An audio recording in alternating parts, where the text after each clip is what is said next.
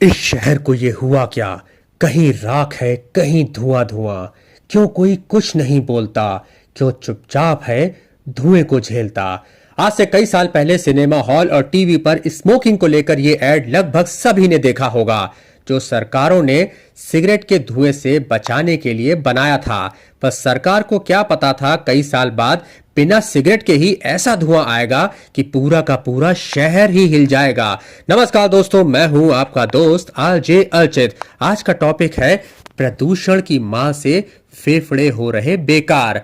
पूरे उत्तर भारत में प्रदूषण चरम पर है और जिसकी चर्चा हमारे देश से लेकर विदेश तक हो रही है और हर इंसान सरकारों से जवाब मांग रहा है कि सरकारें क्या कर रही हैं। समस्या पर तो सभी बात कर रहे हैं, पर कोई समाधान पर बात करता नहीं दिख रहा और ना ही आम आदमी अपने अंदर देख रहा है कि कहीं इस प्रदूषण को बढ़ाने के पीछे वो भी तो शामिल नहीं है। आइए आज बात करते हैं कुछ ऐसे कारणों और उसके समाधान पर जिसमें प्रदूषण बढ़ाने में आम आदमी भी शामिल है।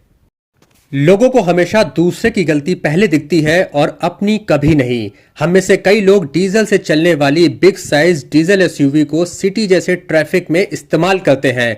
अक्सर देखा जाता है 7 सीटर बिग एसयूवी में एक अकेला आदमी बैठा है और 2 लीटर का ये डीजल इंजन शहर के ट्रैफिक में फंसा हुआ प्रदूषण को बढ़ा रहा होता है। क्या हम इसकी जगह एक छोटी हैचबैक कार का सिटी यूज में इस्तेमाल नहीं कर सकते?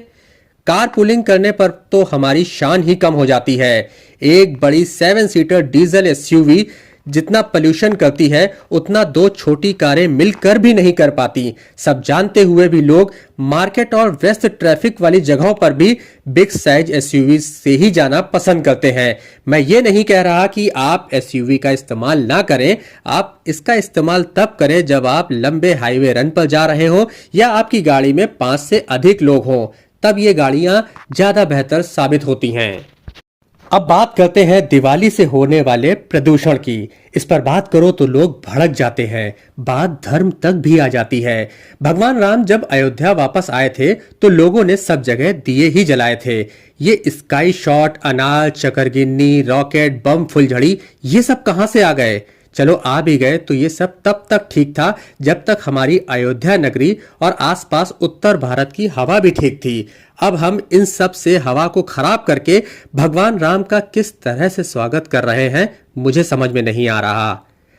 भगवान राम 14 साल जहां जंगल में रहे थे, आज वहां का AQI अयोध्या से बेहतर ही होगा, बताने की जरूरत नहीं है। तो अगली बार दिवाली में सिर्फ शगुन के नाम पर कुछ सीमित मात्रा में ही पटाखों का इस्तेमाल करें। यकीन मानिए भगवान राम को भी अच्छा ही लगेगा। अब बात करते हैं पराली की। वैसे तो खेती किसानी के बारे में मुझे ज्यादा जानकारी नहीं है, होती होंगी कुछ मजबूरियां किसानों की भी, पर इतना तो पक्का है जमीन जिसको हम धरती माँ भी कहते हैं, उसमें आग लगाना कहीं से भी सही नहीं होता होगा। ना सिर्फ उस उपजाऊ जमीन का नुकसान हो रहा है, बल्कि आसपास की सभी जगह की हवा भी खराब हो रही है, जिसका साफ असर AQI पर दिखाई देता है। तो इससे बचने के कुछ उपायों पर विचार करना चाहिए। रही सही कसर पूरी होती है फैक्ट्री से होने वाले प्रदूषण से। जब डीजल कारों में DPF लगाकर प्रदूषण को कम किया जा सकता है तो फैक्ट्री से निकलने वाले धुएं को भी कम किया जा सकता है। वैसे तो साल भर प्रदूषण के बहुत से कारण हैं, पर अक्टूबर से दिसंबर के बीच में इन चीजों पर आम आदमी और सब मिलकर काम करें तो सरकारों के सामने रोने से अच्छा है हम खुद ही इसे काफी हद तक कंट्रोल कर लेंगे। अब बात करते हैं सरकारों की। ऊपर चर्चा किए गए कारणों पर सरकारें कड़े फैसले क्यों नहीं लेती, ये सवाल आपके भी मन में आया होगा। तो इसका सीधा सा जवाब है इन सभी कारणों और इसमें शामिल लोग सरकार के लिए एक वोटर हैं और सरकार किसी के ऊपर कड़ाई करके अपना वोट बैंक खराब नहीं करना चाहती।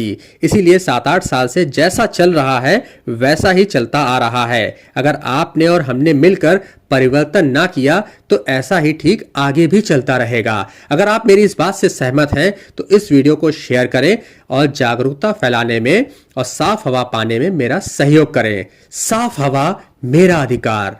जुड़े रहिए मेरे यानी आरजे अर्चित के साथ।